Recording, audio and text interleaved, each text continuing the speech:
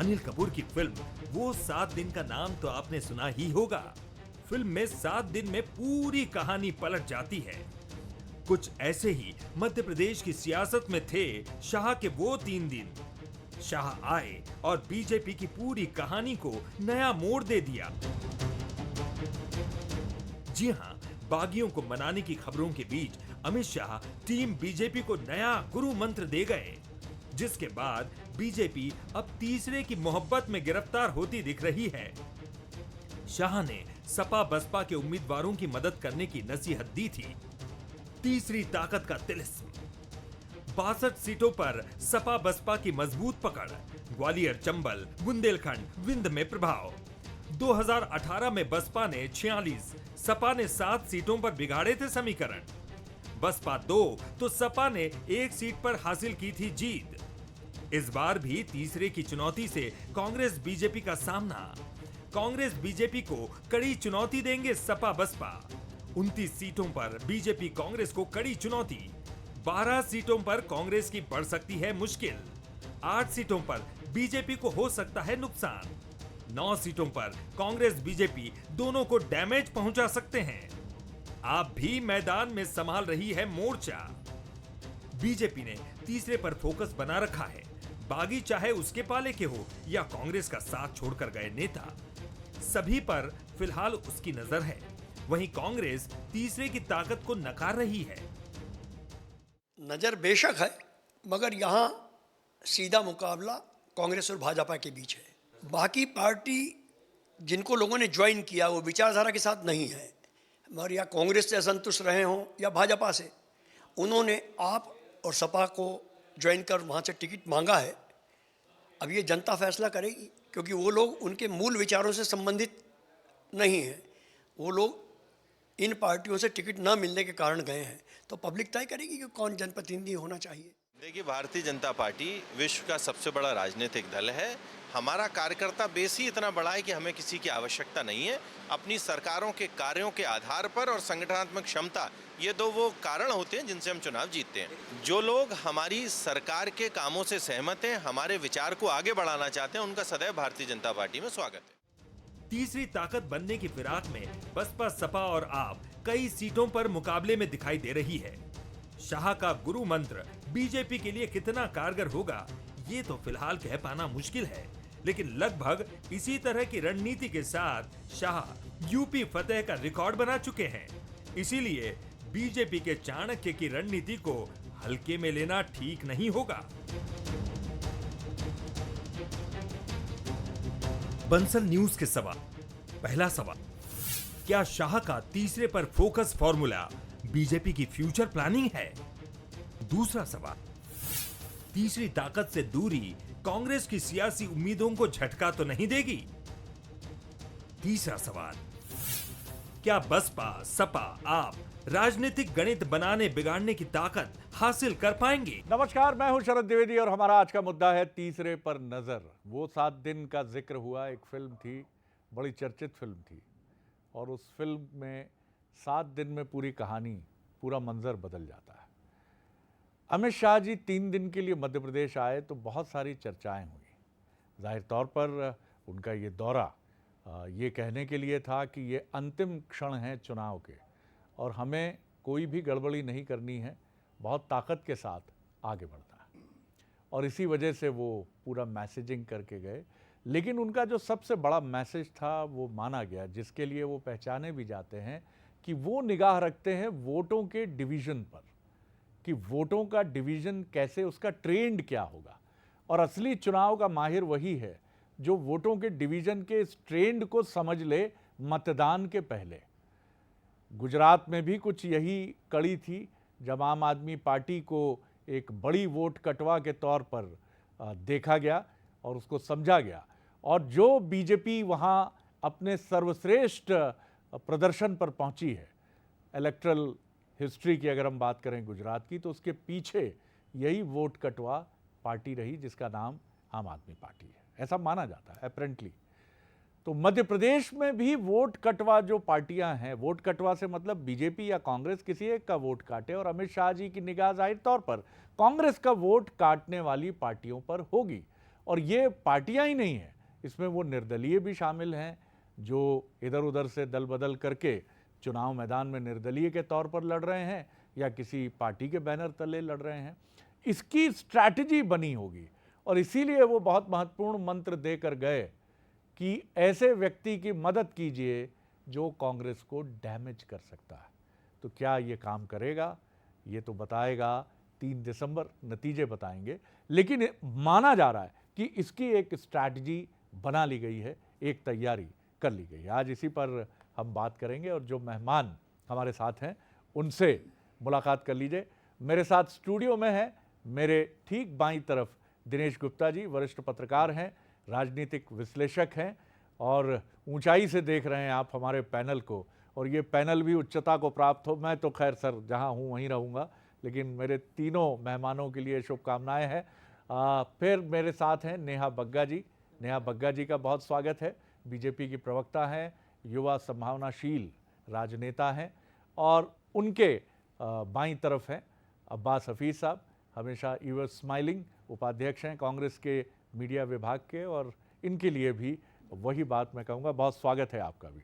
दिनेश जी, सबसे पहली टिप्पणी आपकी लेकर हम आगे बढ़ते हैं। मुझे समझाइए ज़रा कि ये वोट कटवा फैक्टर, क्या अमित शाह जी इस मैसेज के साथ मध्य प्रदेश में रहे वो 3 दिन, बेहद अहम 3 दिन, और इन 3 दिन की वजह से ये बीजेपी के लिए काफ़ी क्रूशियल हो सकता है। अगर वोट कटवा फैक्टर सपा बसपा का, जिनका 60 से ऊपर सीटों पर इम्पैक्ट माना जा रहा है, तो क्या ये गेम चेंजर हो सकता है? बहुत सिंपल कैलकुलेशन है पॉलिटिक्स में ये, कि कौन हमारे वोट काट रहा है और कौन विरोधी को के वोट काट के हमको जिता सकता है। इसमें बहुत ज़्यादा आप देखिए ना, इतने साल की देश में राजनीति हो गई और कांग्रेस यदि कमज़ोर है तो वो इसी एक जो कैलकुलेशन है इसी के कारण कमज़ोर है कि उसका SC vote, ST vote, minority vote उसको घटता गया लगातार, उसका डिवीज़न होता गया। तो उत्तर प्रदेश में हम देख रहे हैं कि वो बहुत ही कहीं कहीं दिखाई देती है। बिहार में रीजनल पार्टियां आ गई जो कांग्रेस के वोट पर ही, महाराष्ट्र में आप देखिए रीजनल पार्टियां उन्हीं के वोट पर हैं। तो ऐसे आप देखेंगे कि हर जगह जहाँ भी कांग्रेस से अलग होकर लोगों ने दल बनाया, ममता बनर्जी ने भी बनाया, तो वहाँ भी यही फैक्टर था। और आप मध्य प्रदेश में आते हैं तो यहाँ यदि 15 साल का शासन यदि कांग्रेस को नसीब नहीं हुआ, उसके 15 साल विपक्ष में रही, तो सिंपल यही कैलकुलेशन था। आप जो 2003 की जो रणनीति थी, जो पहली बार भारतीय जनता पार्टी ने अप्लाई की थी, जिसे हम कहते हैं ना कि वहाँ जावली में जो रणनीति बनी थी, जावली की रणनीति में यही था कि इसमें जो है जो वोट काट सकते हैं उनको हम जो है ज़्यादा से ज़्यादा लोगों को मैदान में उतारें। गोंडवाना गणतंत्र पार्टी पहली बार भारतीय जनता पार्टी की बी टीम के तौर पर दिखी थी। बहुजन समाजवादी पार्टी के कैंडिडेटों को कई बार हमने देखा कि वो उसी स्थिति में थे। समाजवादी पार्टी और बसपा का तो मध्य प्रदेश में ये है कि वो तो जिसके पास वोट होता है तो वो अपना वोट शिफ्ट करते हैं उसको, जो अपना एक कोई ऐसा लगता है कांग्रेस से कोई आया है तो उसको दे देंगे, बीजेपी से कोई आया है वो यदि दावेदारी कर रहा है, टिकट मांग रहा है, तो जो उनका जो कमिटेड वोटर है वो शिफ्ट हो जाता है। लेकिन सपा का तो कोई वोट है नहीं। बीएसपी का ये इस बार जो चुनाव है शरद जी, ये इस बार एक तरह से ये देखिए कि इसका टेस्टिंग होना है कि बीएसपी का वोट जो है उसको दे रहा है कि नहीं दे रहा, या कांग्रेस के पास वापस लौट रहा है। अल्पसंख्यक वोट जो मुस्लिम अल्पसंख्यक है वो क्या एमआईएम के साथ जा रहा है, क्या यहाँ डिवीजन हो रहा है कि नहीं, क्या गोंडवाना गणतंत्र पार्टी को वहाँ उसके इलाके में वो जो पिछली बार भी उसको वोट नहीं मिला था, वो कांग्रेस को गया था इसीलिए वो जीती थी। ये जो इलेक्शन है बहुत सारी चीज़ों को तय करने वाला है कि ये वोट कटवा जो फैक्टर है, जो तीसरी पार्टियाँ हैं, वो उनका कोई असर बचा भी है या नहीं। ये भी आपने बहुत इंपॉर्टेंट बात की। ये दूसरा सिरा है दिनेश जी ने जिसकी तरफ हमारा ध्यान खींचा है कि क्या ये तीसरी राजनीतिक शक्ति के दावेदार दल मध्य प्रदेश में अपना कोई इम्पैक्ट भी रखते हैं, क्या वो वोट कटवा जैसी भूमिका निभा सकते हैं। अगर कथित रूप से बीजेपी उनको इस रूप में देख रही है कि उनके सहारे वो एक बड़े शिफ्ट की तरफ कांग्रेस को पीछे धकेल कर बढ़ सकती है, तो पहला तो ये भी सवाल खड़ा होता है कि क्या वो इस हैसियत के मालिक हैं। अब्बास हफीज़ साहब। सबसे पहली बात तो यह है कि एक बात स्पष्ट हो गई कि अब भारतीय जनता पार्टी के पास एक आखिरी ऑप्शन बचता है कि वोट कटवा दिया जाए। मतलब आपको वोट नहीं मिल रहा है, जाहिर सी बात है वोट काटने की स्थिति में आप खुद मान रहे हैं कि कहीं ना कहीं वोट शेयर की तरफ से आपको कहीं बढ़त मिल रही है कांग्रेस पार्टी को, जो हम भी शुरू से कहते आए हैं। और आज मध्य प्रदेश में अगर भारतीय जनता पार्टी ये कहने को मजबूर हुई है कि जो अन्य दल हैं उनकी मदद कीजिए ताकि वो वोट काटें, तो ये रणनीति नहीं, ये मजबूरी का हिस्सा है कि आखिरी एक मात्र उपाय ये दिखता है भाजपा के सबसे बड़े नेताओं में से एक को कि भाई वोट कटवाया जाए और सरकार बचाने के काम किए जाएं। मध्य प्रदेश शरद जी बाइपोलर राजनीति का एक गढ़ रहा है, आप दिनेश जी मुझसे ज़्यादा जानते हैं इस बात को, और मध्य प्रदेश ने तीसरे मोर्चे की तरफ अपने वोट को डाल के कहीं पर भी वोट कटवाने का काम नहीं किया। ये मध्य प्रदेश जहाँ एक एक वोट से विधानसभा के परिणाम तय हुए हैं, उस मध्य प्रदेश की जनता जनार्दन को बहुत अच्छे से मालूम है कि उसके एक वोट की कीमत क्या है। और जैसा दिनेश जी ने कहा कि वोट शिफ्ट कर देती है एक पॉलिटिकल पार्टी, तो वो पॉलिटिकल पार्टी तो पूरी तरह से बेनकाब हो चुकी है कि कहीं ना कहीं अगर ये सौदेबाजी की राजनीति है तो ये चिंता का विषय उस वर्ग के लिए भी है जिस वर्ग के नाम पर वो सौदेबाजी हो जाती है।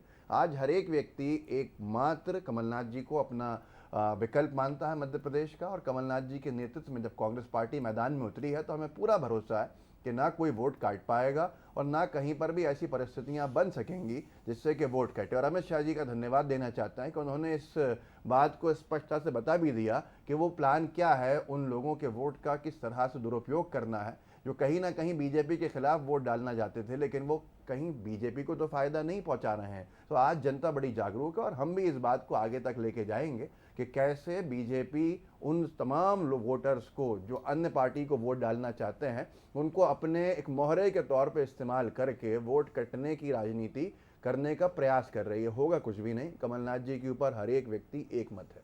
चलिए अब मैं चलूँगा नेहा जी की तरफ एक मुकम्मल जवाब के लिए।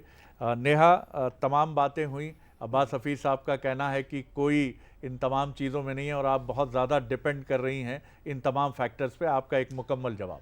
शरद जी, हम लोग एक लोकतांत्रिक व्यवस्था में रहते हैं और मुझे लगता है कोई दल हो या कोई व्यक्ति हो स्वतंत्र है चुनाव लड़ने के लिए। कांग्रेस पार्टी ने एक इंडिया अलायंस किया और उसके बाद उसमें बेइज्जती करने का काम तो श्रीमान कमलनाथ जी ने किया। सपा के कई जनप्रतिनिधि 2-2, 3-3 दिन बैठे रहे कमलनाथ जी के द्वार पर, और बाद में जिस प्रकार की शब्दावली का इस्तेमाल हुआ इसके लिए भारतीय जनता पार्टी जिम्मेदार नहीं है, मुझे लगता है। दूसरी महत्वपूर्ण बात कि भारतीय जनता पार्टी अपने विकास के कार्यों को लेकर जा रही है। ये भारतीय जनता पार्टी का मत नहीं है कि कौन चुनाव लड़ेगा और कौन नहीं लड़ेगा, सभी स्वतंत्र हैं जो लड़ना चाहते हैं। हमने अपना रखा है 51% का लक्ष्य के 51% वोट परसेंटेज के साथ हमको दोबारा सरकार बनाना है।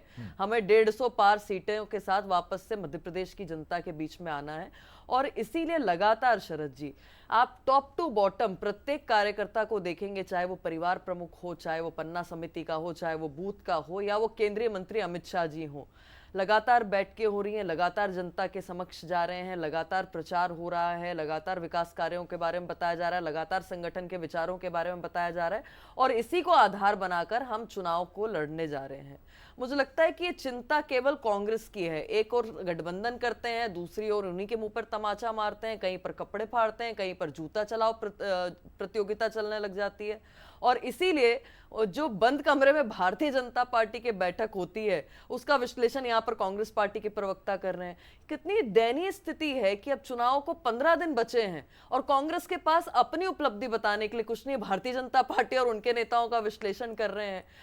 एक बात बहुत तय है कि भारतीय जनता पार्टी अपने विचारों के लिए जानी जाती है, अपने संगठन के लिए जानी जाती है, अपने कार्यों के लिए जानी जाती है। इसलिए हम जा रहे हैं विकास बनाम जिस प्रकार से कांग्रेस पार्टी ने भ्रष्टाचार की सरकार चलाई। एक और गड्ढे जहां पर हुआ करते थे सड़कों में, वहां पर जिस तरीके से इंफ्रास्ट्रक्चर डेवलपमेंट करने का काम जो भारतीय जनता पार्टी ने किया है।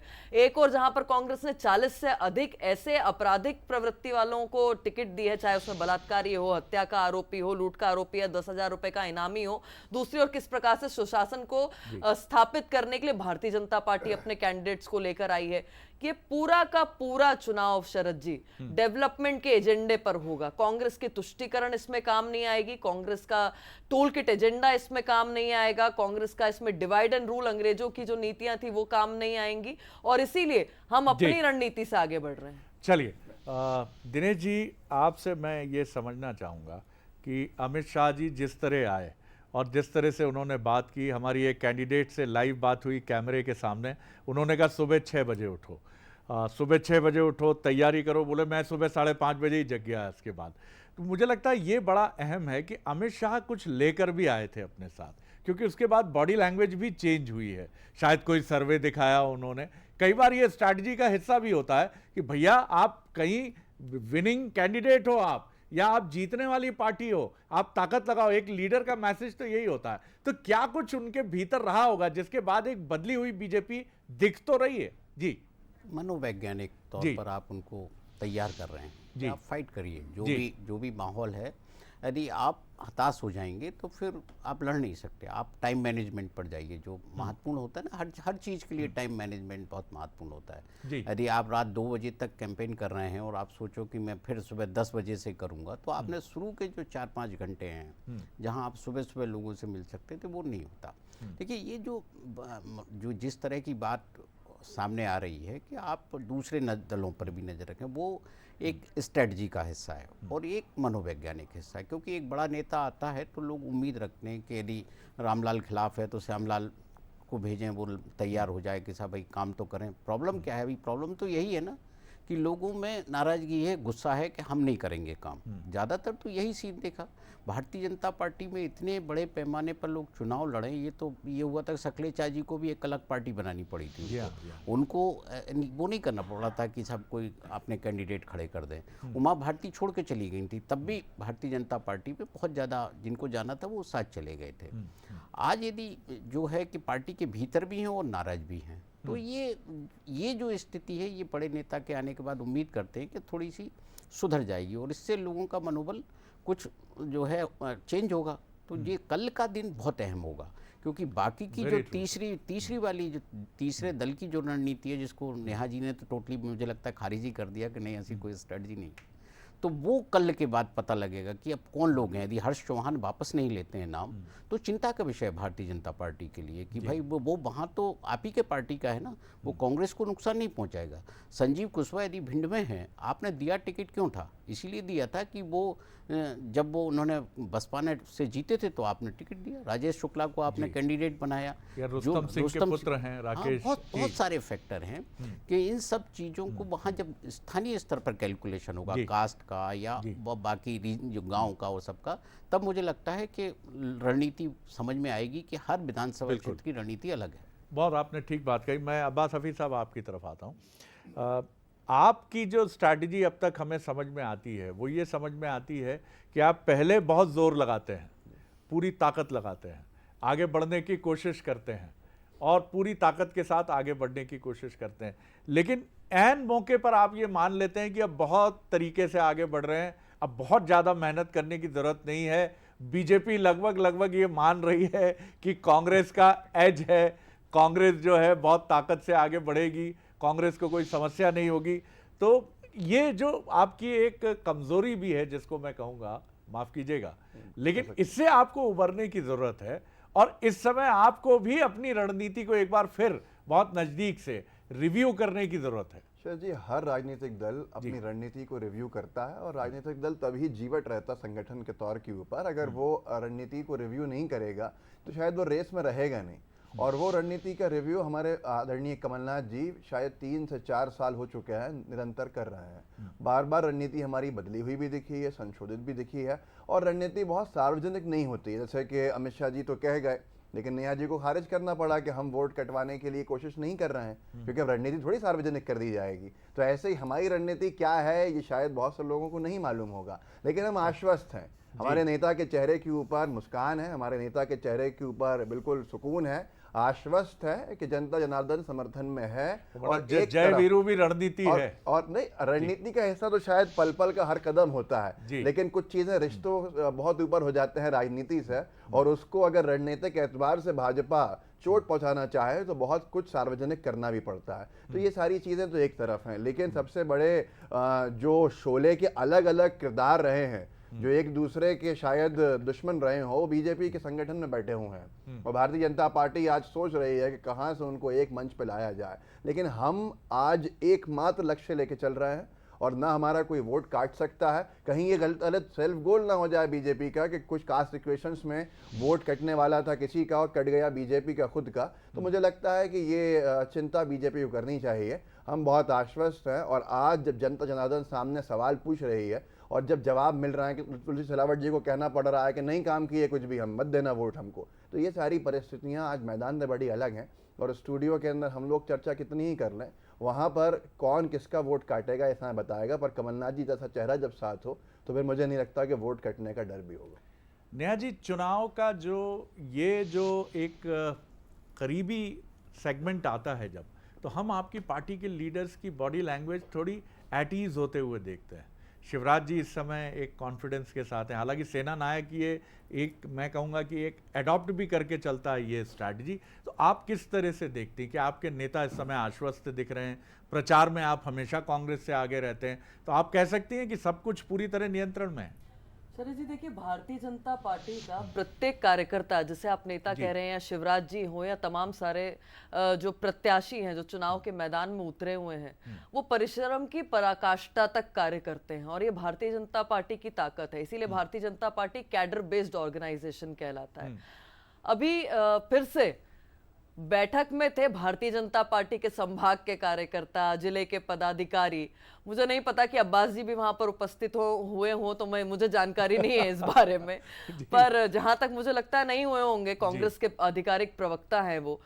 भारतीय जनता पार्टी बहुत छोटी छोटी चीजों को लेकर रणनीति बनाती है कि कार्यकर्ता किस प्रकार से मैदान में रहेगा, कार्यकर्ता किस प्रकार से अटेंटिव रहेगा, टाइम मैनेजमेंट किस तरीके से होगा, अधिक से अधिक लोगों से संपर्क किस प्रकार से किया जाएगा, स्ट्रैटेजी क्या होगी, विकास के कार्यों को लेकर किस तरीके से जाएगा, और संगठन के विचारों को लेकर किस तरीके से जाएगा, उस पर निरंतर सभी काम करते हैं। भारतीय जनता पार्टी में ओवर कॉन्फिडेंस के लिए कोई जगह नहीं है शरद जी।